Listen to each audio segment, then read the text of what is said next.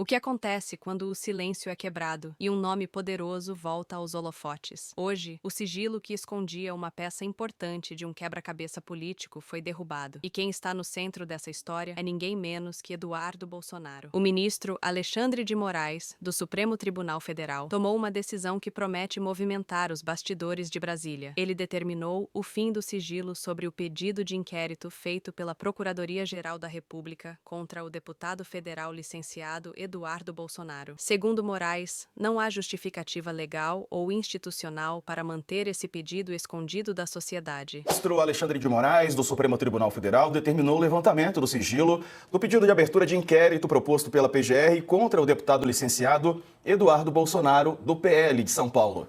Ele mesmo havia decretado sigilo no pedido de inquérito. Hoje, o Procurador-Geral da República, Gonê, pediu ao STF que autorize a abertura de inquérito contra Eduardo. No pedido, o procurador afirma que há indícios de que o parlamentar estaria cometendo os crimes de obstrução contra investigações, coação no curso do processo e atentado à soberania do Brasil. Ele mesmo havia decretado sigilo no pedido de inquérito hoje e o Procurador-Geral da República então pediu para que o Supremo autorize a abertura do inquérito. Goné quer investigar a atuação de Eduardo nos Estados Unidos. No pedido, o procurador afirma que há indícios de que o parlamentar estaria cometendo esses crimes que eu mencionei há pouco. Segundo Gonet, há evidências de que o deputado estaria buscando interferir no andamento regular dos procedimentos de ordem criminal, inclusive na ação penal em curso contra o pai dele, o ex-presidente Jair Bolsonaro. Bolsonaro é réu na ação do Supremo, apontado como chefe de uma organização criminosa que tentou um golpe de Estado para mantê-lo na presidência da República após a derrota dele nas eleições de 2022. Leonardo Sakamoto está aqui comigo. Sakamoto, muitas pessoas alertavam, políticos, sobre essa atuação do deputado licenciado Eduardo no exterior e agora vem uma atuação da PGR pedindo, portanto, porque ele averiguar a situação dele, inclusive isso pode motivar uma prisão preventiva, já que o deputado pode estar atrapalhando as investigações em curso. Boa tarde. Boa tarde, Diego. O que já era esperado, na verdade, né? O deputado Eduardo Bolsonaro foi aos Estados Unidos, e ele foi também em meio a uma desconfiança de que poderiam pedir a apreensão do passaporte dele, alguma coisa nesse sentido, mas ele foi aos Estados Unidos e acabou ficando por lá.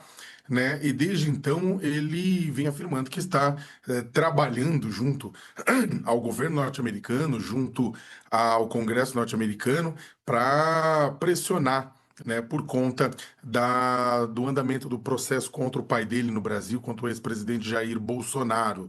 Né, Eduardo Bolsonaro alega que o processo ele é injusto, ele é perseguição, é um processo político, e ele vem pressionando, né, setores do trumpismo, que são mais alinhadas ao posicionamento ideológico dele, para realizarem pressões contra o Brasil por conta do julgamento do pai por tentativa de golpe de Estado e dissolução violenta do Estado Democrático de Direito.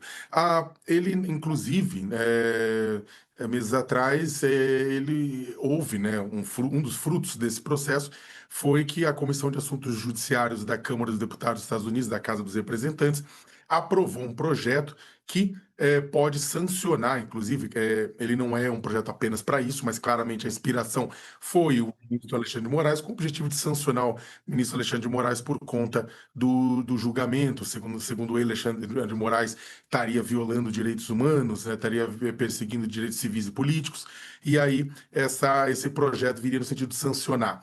Esse projeto, é claro, não foi aprovado nem na Câmara nem no Senado ainda, mas já serviu como uma sinalização, e agora, mais recentemente, o secretário de Estado, Marco Rubio, né, atendendo a um questionamento no Senado sobre diversos temas, mas a um senador republicano sobre a situação do ministro Alexandre de Moraes, se ele poderia vir a ser sancionado, né, considerando leis existentes, uma lei, inclusive, aprovada no governo Obama, né, de violadores aos direitos humanos, e o Marco Rubio diz que está se estudando isso, que está se analisando isso e é possível.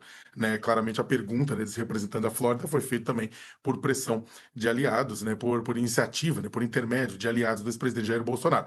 O governo brasileiro reagiu, o Supremo Tribunal Federal reagiu, reagiram, né? As instituições, de uma maneira geral, reagiram a essa possibilidade de pressão externa através do governo Trump contra Alexandre de Moraes e, consequentemente, contra o STF, porque o STF não aceitaria também essa ação. Agora, né, e aí o que acontece? O Partido dos Trabalhadores, entre outros grupos, vem criticando a presença de Eduardo Bolsonaro nos Estados Unidos, vem apontando que a presença dele nos Estados Unidos vem no sentido de tentar criar problemas para o país, para as instituições, jogar a política norte-americana contra as instituições brasileiras, né, pedindo investigação, pedindo demanda com relação a isso. E agora ele vem a público, inclusive, reagindo a esse pedido de abertura de investigação por parte da Procuradoria-Geral da República, né, dizendo que é um achaque, que é a prova do que ele estava falando. Na verdade, também, é claro que o deputado sabia que essas movimentações dele levariam a isso, né? Ele está querendo colar, dizendo que que a prova de que do que ele está alegando é isso, ou os críticos a ele dizem o contrário, que na verdade a ação dele, né? Toda essa ação dele é que demanda um cuidado, porque a ação dele está visando minar a democracia no Brasil. Então, tá esse jogo, essa situação era esperada. Ganhou também um pouco de contorno tempero, né, recentemente essa história, porque o ex-presidente Jair Bolsonaro, em uma entrevista aos nossos colegas Carla Araújo e José de Souza aqui no UOL, disse que os recursos que estão bancando Eduardo Bolsonaro no exterior são parte daquela vaquinha que havia sido feita em benefício dele através de Pix, com a qual ele havia arrecadado mais de 17 milhões de reais, né, sob a justificativa de garantir o pagamento dos honorários dos advogados e todos os processos. O presidente Jair Bolsonaro disse que isso aí está ajudando a bancar o filho dele nesse processo, o Diego. Quase esqueceu, hein? Eu já ia falar meu nome aqui, eu falei, não, Não, vou sabe o que aconteceu? esperar. Deixa eu te contar, não é que eu esqueci teu nome. É que assim, vocês estão vendo, para quem está me acompanhando, que eu tô com aquela voz de taquara rachada ainda. Ela tá na semana passada, mas ela ainda tá uma desgraça. Eu até peço desculpa para quem já é obrigado a ouvir minha voz. Assim, então é pior ainda. Então é o seguinte, eu ia falar teu nome, então sabe quando você, tipo, ou eu tuço, Sim, sabe, aquela vontade de tossir absurda, entendi. né? Mas eu segurei. Segurou, boa. Tá desculpado então, tá perdoado. Tá perdoado. Achei que você ia esquecer meu nome. Aí, a tosse veio agora. Agora vai. Aí, garoto. Vou chamar o Augusto de Arruda Botelho, que está aqui conosco, advogado criminalista. Doutor, bem-vindo, boa tarde. O Eduardo pode ser realmente enquadrado, né, nesses crimes que o PGR mencionou, por exemplo, por atrapalhar as investigações? Isso pode suscitar uma prisão preventiva? Boa tarde. Boa tarde, prazer falar com vocês do UOL. Vamos lá, primeiro, o que o Procurador-Geral da República fez, Paulo Gonet, é algo absolutamente comum. É papel de todo e qualquer representante do Ministério Público pedir instalação de inquéritos policiais. Isso acontece diariamente, centenas de vezes no Brasil todo. Então, para começar, não tem nada de atípico o Procurador-Geral da República pedir instalação de inquérito.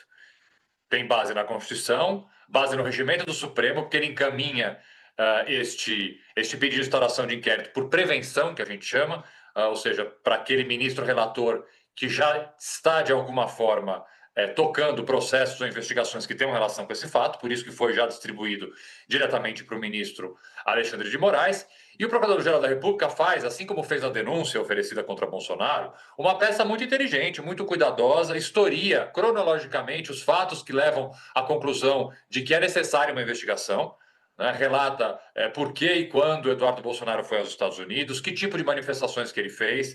Essas manifestações tiveram eco no governo americano, porque o procurador coloca informações e entrevistas do secretário de Estado, Rubio, que esteve aqui no Brasil, dizendo sim, que é possível que sanções sejam feitas. Então, a partir desse histórico, dessa cronologia, ele joga tudo isso dentro do Código Penal, da lei especial, e pega os artigos do Código Penal e de legislação penal especial, que ele entende que tem que ser investigados. E todos o que ele traz na peça, a coação no curso do processo, o embaraçar a investigação de uma organização criminosa, e até o artigo 359-L, que é a tentativa violenta de abolição do Estado Democrático de Direito, fazem todo sentido na narrativa trazida por ele. Então, respondendo objetivamente a tua pergunta, sim, os crimes pelos quais ele pode ser investigado, a bem da verdade já será investigado, são crimes que têm um nexo com os fatos trazidos pelo procurador, E falar que em prisão preventiva nessa altura do campeonato é muito cedo, digo, muito cedo. A prisão preventiva ela tem que seguir sempre requisitos